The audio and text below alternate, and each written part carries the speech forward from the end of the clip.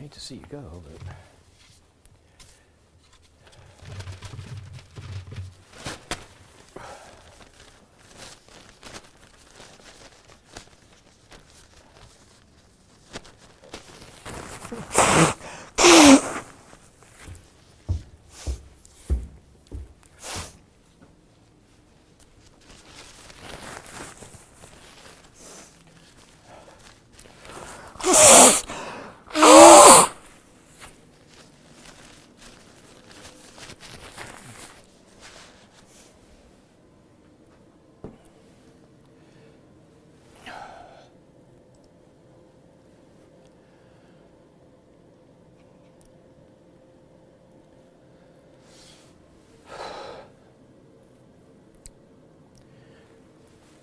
Okay, everyone, this is a level check. Meteorologist Steve Horstmeyer here. I'll be with you by about 7:15, so in under 2 minutes. Well, we'll get started. I'm just looking over the show here to make sure we've got everything I want to include. Okay.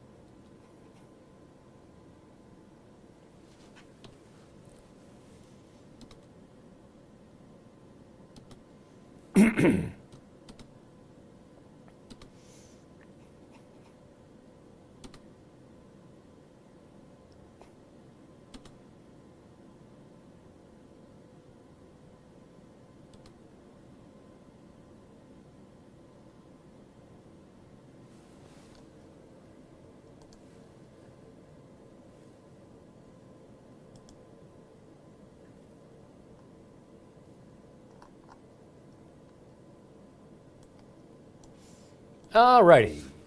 Under a minute, I'll be with you. This is meteorologist Steve Horstmeyer in the streaming center at Fox 19 now.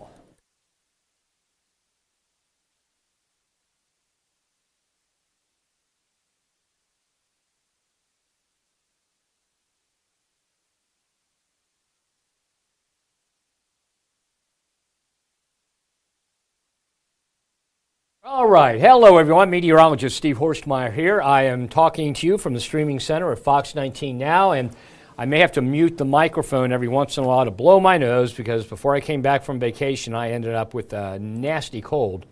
And I'm feeling okay. I just have this snot thing going on around the tri-state. So let's go ahead and take a look at tower cam. Now, what you can see there is you can see the low cloud cover that is dominating the tri-state. That low cloud cover has had a lot of rain with it, but the rain is pretty much on its way out of here. So what we're talking about is we've got some chilly weather on the way. Not tomorrow, but as we head into Wednesday, Thursday, Friday, and the weekend, it's going to be chilly, but it's a temporary dip. You're going to see a nice warming trend coming our way for the end of the year as we look at the after Christmas forecast coming up. And just a quick note, it looks like travel conditions for your Christmas holiday will be just fine. So let's go ahead and see what we've got here. 57 degrees or 58 degrees at the International Airport right now. So way, excuse me, above normal for this time of year. Here are the temperatures at local airports. It's 60 at Lunken Airport, 61 in Oxford, Maysville 56, 59 in Shelbyville. So it is very, very warm around the tri-state. And it looks like other than a few sprinkles or a bit of drizzle in the next couple of hours, the rain is pretty much gone. You can see it here on radar. And all you see here is the light green is some leftover sprinkle activity. You can already see the clearing line working its way in from the north and west. As a matter of fact, in Indianapolis, the skies are almost clear already, although there are still a few clouds around the area. Now take a look at this. This is rainfall totals. Anything that's in the brighter shade of green there is an inch or more. So if you look at this, actually it's about 1.1 inches or more. But accumulation in the Hamilton area of Butler County, 1.1, only 4/10 in Hillsborough, and in Delhi Township, about 1.3 inches. So we've had a nice soaking rain around the tri-state, going a long way to recharge that soil moisture that got so dry after the summer drought. And as we zoom out here, what you'll see is the back edge of the cloud cover already moving into like Fayette, Union, Decatur counties. And then for the morning commute, it's going to be dry and it's going to be bright sunshine that you're going to encounter. As a matter of fact, you may not have had the sunglasses out for a while, so you might want to track them down. You're going to need them tomorrow morning. So let's take a look. Got my Diet Mountain Dew with me because you would know it. I was on vacation, just stayed at home. It was a staycation. Felt fine until yesterday when I got this cold, so and my throat's not doing too well, so give me a second. Nothing like Diet Mountain Dew. Okay, so that's the system right there. It's moving east out of the tri-state. What's coming in behind it, as you can see, this is the northern branch of the jet right here. Here's the southern branch of the jet stream, and those two are going to kind of work together and bring us another system out of the south and west as we head on into Wednesday. So tomorrow, dry and sunny, but Wednesday looks like rain moving back into the tri-state once again. So this evening, it's currently 58. We dropped to 51 by 11 p.m. The sun's been down for a long time. It's been down for 2 hours and 1 minute now. 36, the overnight low, and that'll range from maybe 33 or 4 up in the Fayette and Union counties area, so Connersville and Liberty, to maybe as high as 40 in Lewis County. But here we go. You see the shower activity at 7 o'clock. By 11 o'clock, maybe a few showers left in parts of Lewis County, but that's about it. And then as we head into the morning commute, this says at 7 a.m. 38, so it's 40 in Vanceburg and 34 in Connersville. So that's pretty much, that's pretty much that, excuse me, that's pretty much the description I gave you right there. So those are the 7 a.m. temperatures tomorrow. And then tomorrow back up into the low 50s for a short time, but overall it's really looking like a nice day tomorrow, and then more rain, and then getting pretty chilly. Okay, now the Climate Prediction Center says from the 22nd to the 26th of December, we are going to see temperatures that are between normal and cooler than normal here in the Fox 19 Now viewing area. Look at how much area out here is above normal. Well, when we go to the 8 to 14 day outlook, which goes through the 30th, you can see that warmer than normal weather spreads across the lower 48. Only southern Florida near normal. Everybody else warmer than normal, quite a bit warmer than normal in the northern plains. And of course, we are close to being quite a bit above normal here. And when you see the 14-day temperature outlook, I think you're going to like it if you like warm weather. And then for the 3 to 4 week outlook to the 13th of January, of course, warmer than normal. Precipitation-wise, a little bit drier than normal through the 26th. I'm not sure I agree with that. I think more near normal is better. A little bit above normal as we head to the 30th, and then back to below normal through the 13th of January.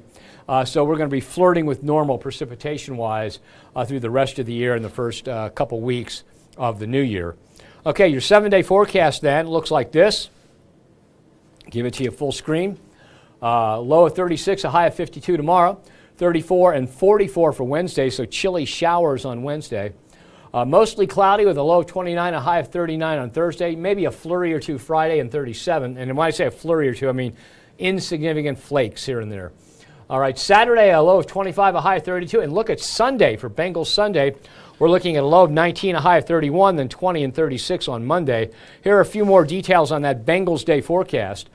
If you're heading down to tailgating, get ready to bundle up. 20 as tailgating begins, 27 for kickoff, 31 at halftime, playing arch rival Cleveland Browns. And this is a do-or-die situation for the Bengals. If they lose this one, it's over. There's no chance they go to the playoffs. All right.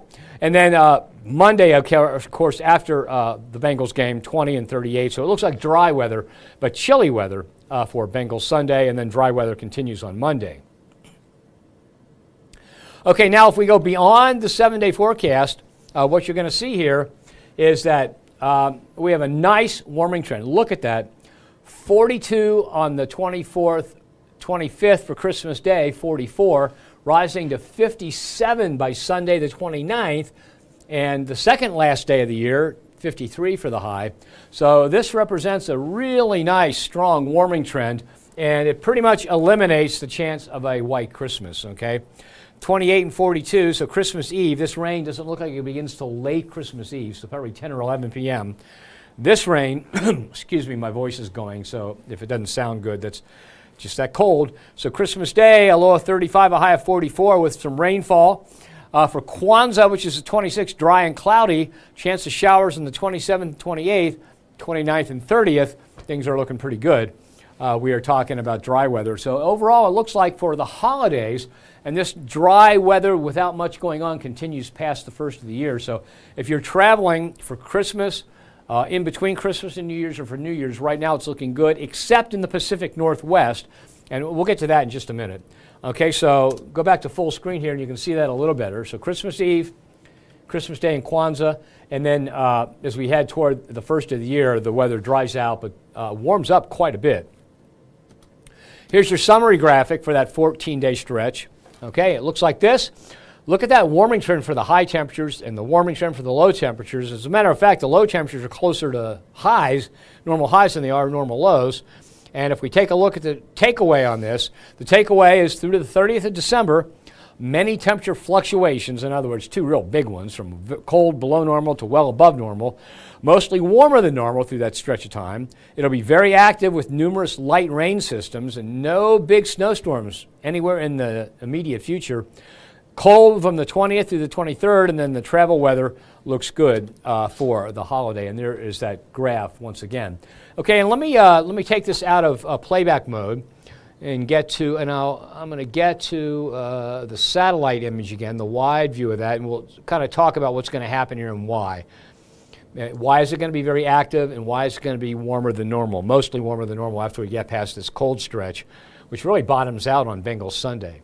Okay, and it's pretty typical. It's still trying to go into a La Nina pattern, okay?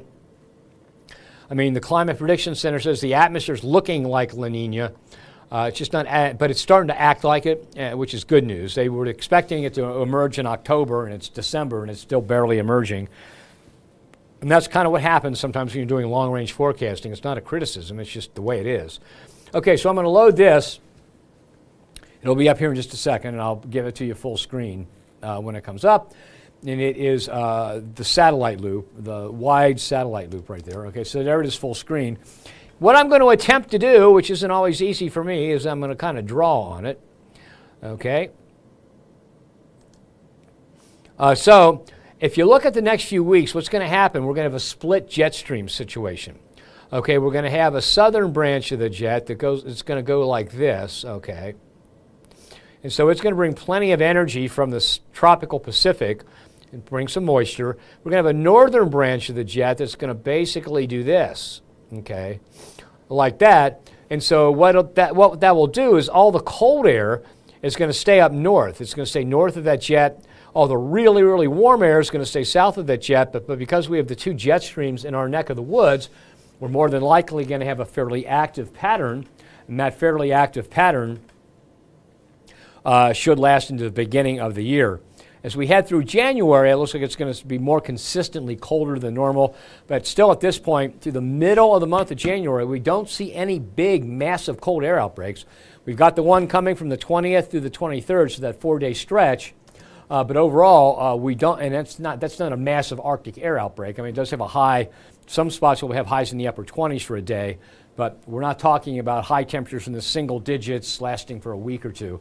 And it's just kind of a normal fluctuation. So right now, we're not seeing any major cold air episode, and we're seeing something that's beginning to look more and more like La Nina, especially as we begin to pull the southern jet here. The northern jet's going to kind of rework its way, so it's going more like this. So the cold air is going to stay up here. The really warm air is going to stay down there, and we're kind of in between and fluctuating between above and below normal, but no extremes one way or the other. And right now, that's what it looks like as we head through the next 2 weeks. Okay, so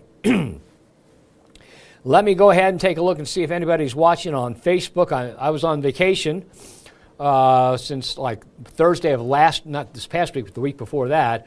And so I have to thank Ethan Emery and Ashley Smith for filling in and doing a great job with everything.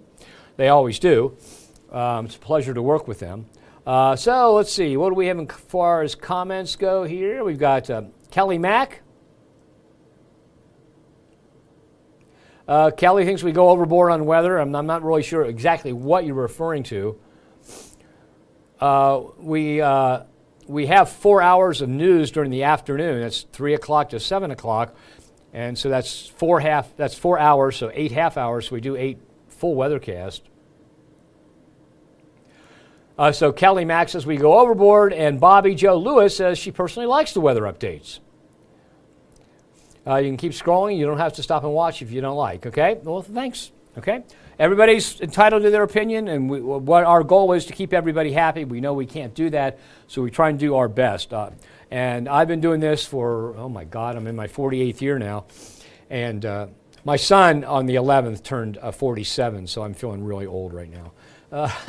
But I absolutely refuse to blow things out of proportion. The cry wolf syndrome is the worst thing you can do in TV weather because when people will never know when you really mean it.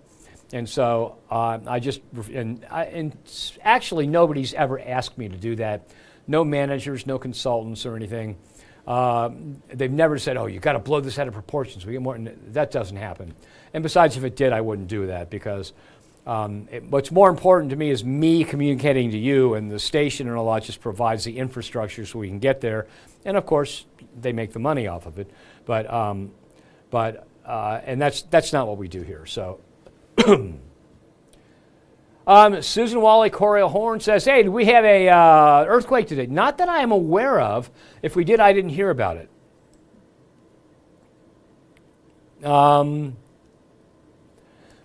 Bobby Joe Lewis said we didn't have an earthquake, we had a thunderstorm. We did have some lightning and thunder around the tri-state earlier. It died out pretty quickly. It wasn't severe. But you might have, if there was some thunder, you might have felt a house shake or something. So Molly Purcell Pollock says, hope my cold doesn't get any worse. Actually, I think it's getting better already. I've always had this pretty good immune system where I get a cold and in a day or so it goes away. I was just a snot machine yesterday. And my wife actually was out shopping and forgot to bring some NyQuil back, and so she went back out and got it, and that took care of it. And then I'm on DayQuil right now, so that helps me so I can get through the day. I hate to talk about being a snot machine, but that's what it was. Hopefully. Yeah, it was kind of weird to have a thunderstorm today. And right now, 60 at Lunken Airport, so that's really unusual. And Molly Purcell Pollock wants to know if we think January will give us lots of snow. It's not looking like that at this point. Right now, at least through the middle of the month, it doesn't look like a lot of snow. But what I'm worried about is February. In other words, from late January through February, if this is a weak La Nina pattern like we've been talking about over the past few months, it will probably be one that is going to bring us at least some storminess. Now, again, I'm saying that instead of snow because we are in a La Nina pattern. We're kind of right on that border between cold enough to snow and warm enough for rain, and so it could go either way. I think the best way I can put it is I think that from late January through February, it's going to be very active, and in some of those cases, it could be snow. So I do think we'll get our share of snowfall, and that's not good for most people.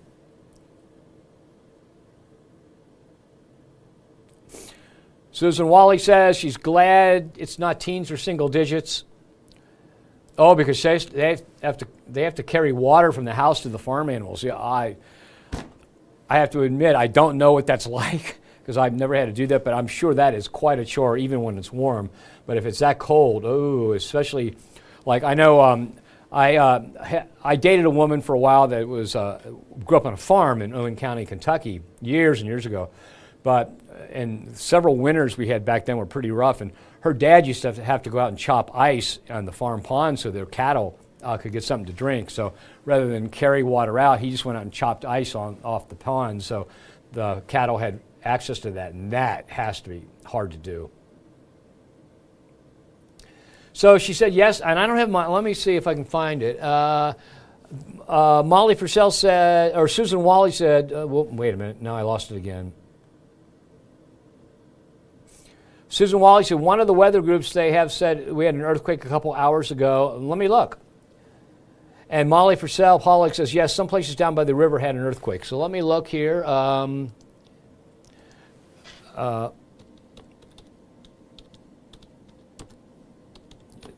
Check with the United States Geological Survey. Okay, there was an earthquake, but it looks like, let me see here. Looks like it was West Virginia, probably just south of the Ohio River. So in the Huntington area, maybe, let's see here, if I can get the map to go bigger.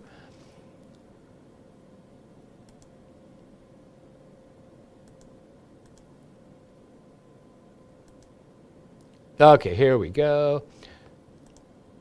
Okay, so, no, actually they have it in Ohio. Okay, so I just checked the United States Geological Survey website, and they've got it just across the river from Huntington, and so it's a little bit northwest of Huntington, West Virginia. The Ohio River takes a deep dip down there. I'll tell you what, we got a whole monitor back here with maps in it, so let me go to that.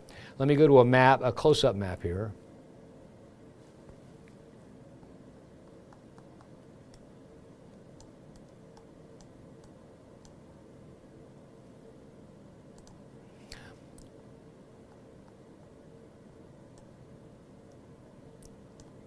I don't know why Ashland, Kentucky didn't pop up on this.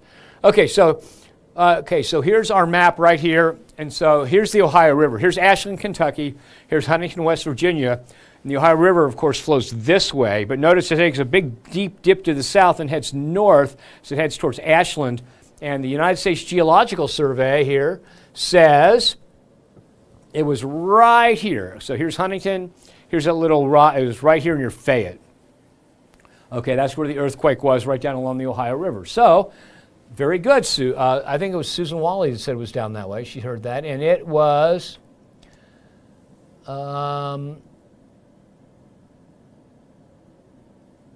let's see, impact summary. The impact summary of that was,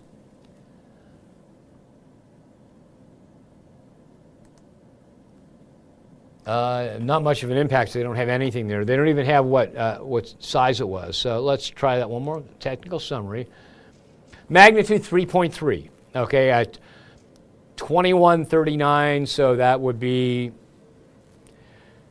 what am I trying to do? 17 times 4. So that'd be 4:39 p.m. this afternoon. It was at 23.2 kilometers down below the surface. So it was pretty deep. And the source of that information was, so 3.27 is what they have it on the others. So 3.3 roughly was the magnitude scale. Recorded by 17 stations. Okay, so and they listed it as a 3.3 because you round that off, 3 kilometers northwest of Chesapeake, Ohio. So right in here, I'm not really sure where Chesapeake is. I'm not familiar with that town. So it's right in this area here where the Ohio River is at its farthest southern point near Huntington, West Virginia. So it's a 3.3. Okay, so let me see what else we have here. So Melvin Stone Street. Hi, Melvin. I'm going to have a good week. I'm still alive. I'm 71 years old. What could be better? Yeah, so it is true we had an earthquake. And David Dickerson says 3.5, but the USGS and their update is reporting 3.3. So, and that uncertainty is pretty normal at this early in an investigation, and that's pretty weak, but it's enough to be felt. David Dickerson said, let me see, David Dickerson. Lawrence County, so right there in Lawrence County, and David Dickerson said he's near Gallipolis, near Rio Grande. And thank you, David, for the compliment. So yeah, we had some lightning, we had some thunder, and we had an earthquake in southern Ohio, 3.3 miles northwest of Chesapeake. So that is the latest on that. Let me go back real quick over the forecast. My voice is starting to really be a struggle to say anything. So I will give you the rest. I'll give you the forecast update once again here. All right, got to get the weather computer back to where it's supposed to be. So we'll just start out with the extended outlooks and go through that. So if you joined late and you didn't see the forecast and you don't want to go back and play the recording back on Facebook or on YouTube, you can see that. Okay, so the Climate Prediction Center says cooler than normal weather, and we're kind of on the boundary there of cooler than normal and near normal through the 26th. Okay, as we head to the 30th, almost all the lower 48, with the exception of southern Florida, goes to warmer than normal. And then through the 13th of January, warmer than normal. So it's not looking like any major winter systems coming our way until after the middle of the month of January. But I'm still saying watch out. Late January into February could be a problem. Okay, a little bit less precipitation than normal through the 26th. A little bit more than normal through the 30th, and then a little bit less normal than normal from the 31st through the 13th. So temperature, and we'll look at temperatures in more detail in the next 2 weeks here. So we're not expecting any major winter type of system that lasts a long time for a while. So here's that 7-day forecast. 52 the high tomorrow, dropping to a high of 31 by Bengals Sunday.